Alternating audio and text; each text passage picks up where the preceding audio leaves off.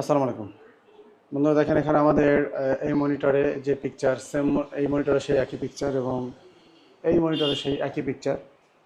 তো এখানে আমাদের স্টুডেন্টরা যখন এখানে কাজ করবে তখন এই মনিটরে দেখতে পাবে সরাসরি ক্যামেরায় কোন স্টুডেন্ট কাজ করলে, তার কোনো ভুল ভ্রান্তি হলে স্টুডেন্টরা দেখতে পাবে। আমরা কন্টিনিউ আপডেট করতেছি আমাদের দোকান যে কীভাবে করলে ভালো হয়। আবার এই মনিটরে যখন আমি কাজ করব, এখানে দেখেন, এখান থেকে আমি যদি এটা করি, তো এটা আমাদের এখানে দেখাচ্ছে এবং তার সাথে এটা ওইখানেও চেঞ্জ হচ্ছে।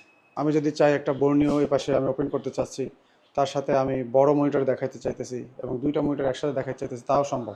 এবার বর্ণীয়,